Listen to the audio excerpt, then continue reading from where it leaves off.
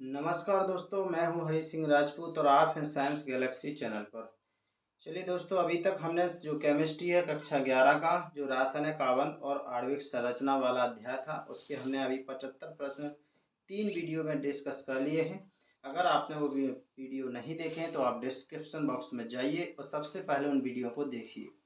चलिए दोस्तों, हम यहाँ पर आपको प्रश्न क्रमांक 75 से आगे चलते हैं और 100 प्रश्नों को पूरा करते हैं। प्रश्न क्रमांक आपका 76 है। साझे के इलेक्ट्रॉन डॉट डॉट के अष्टक में गिने जाते हैं। तो दोस्तों ये दोनों के अष्टक में गिने जाते हैं। क्या होते हैं? दोनों परमाणु के अष्टक में गिने जाते हैं। तो दोनों परमाणु लिख लीजिए इसमें। अगला है 77। सह संयोजी आबंध डॉट डॉट तत्वों में बनते हैं। तो दोस्तों ये किस में होते हैं? बनते हैं आपके, ये आपके वो बनते हैं अधातु में। किस में बनते हैं दोस्तों? ये अधातु में बनते हैं।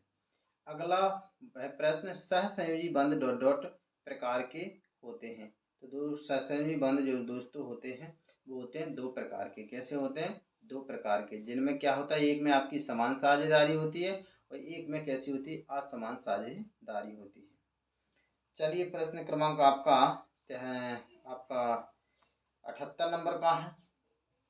78 हो गया है। 79 नंबर का है कि N2 के बीच डॉट डॉट आबंध होते हैं। तो इसके बीच 3 आबंध होते हैं, मतलब ट्रिपल बॉन्ड होते हैं। N और N के बीच में कितने बॉन्ड होते हैं? ट्रिपल बॉन्ड होते हैं। उसका रीजन ये होता है कि इनके बीच में अष्टक पूर्ण करने के लिए कितने 3-3 इलेक्ट्रॉनों की साझेदारी करनी पड़ती है।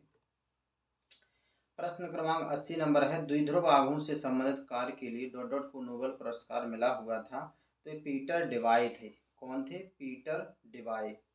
प्रश्न क्रमांक आपका 81 नंबर का है दोस्तों। जल का द्विध्रुव आघूर्ण डॉट डॉट होता है। तो दोस्तों जल का द्विध्रुव आघूर्ण कितना होता है? 1.84 डी। कितना होता है? 1.84 डी। प्रश्न क्रमांक 82 नंबर का है। अमोनिया का द्विध्रुव आघूर्ण डॉट डॉट होता है।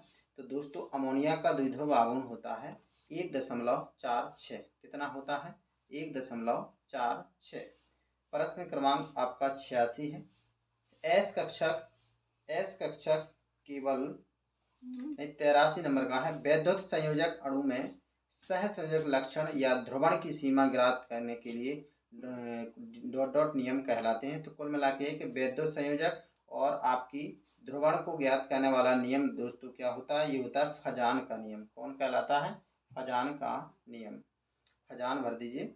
अगला प्रश्न है आपका 84 नंबर का। ऊर्जा की कमी अणु को डॉट डॉट प्रदान करती है। तो इसको पढ़ती है स्थायित्व। क्या? स्थायित्व।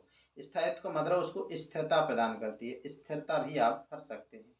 प्रश्न क्रमांक 85 है दोस्तों आपके सामने कि किसी अणु में केवल डॉट डॉट बंद नहीं पाए जाते हैं।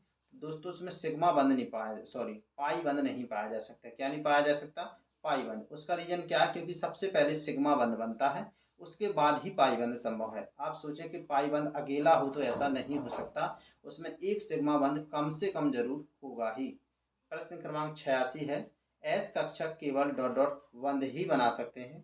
तो दोस्तों ये केवल सिग्मा ही बना सकते हैं। क्या बना सकते हैं? सिग्मा। रीजन क्योंकि उनमें एक ही इलेक्ट्रॉन क्या होता है? आपका एक्स्ट्रा होता है। अगला है आपका दोस्तों आपका प्रश्न नंबर 87 है कि पाई तथा सिग्मा बॉन्ड में प्रबल दोस्तों होता है। तो निश्चित रूप से आपका इस सिग्मा प्रबल होता है दोस्तों। कौन होता है? सिग्मा होता है, प्रबल होता है। प्रश्न क्रमांक 86 नंबर का ठीक है, 86 में भी सिग्मा है और 87 में भी क्या है? सिग्मा है। 88 में क्या है दोस्तों? O2 अणु में कितने पाई तथा कितने सिग्मा होते हैं? तो दोस्तों इसमें एक सिग्मा और एक पाई होता है, क्योंकि दोस्तों आपको पता है ऑक्सीजन के बीच में 2 बॉन्ड होते हैं। 2 बॉन्ड होते तो पहला सिग्मा हो गया और दूसरा कौन सा हो गया? पाई हो गया। तो आप देख पा रहे हैं ना कि सिग्मा हमेशा सिग्मा के बाद ही पाई संभव होता है। प्रश्न 89। संकरण की क्रिया में जितने ऑर्बिटल भाग लेते हैं उतने ही डॉट डॉट बनते, उतने ही क्या बनते? नए संकर ऑर्बिटल। क्या बनते? नए संकर ऑर्बिटल।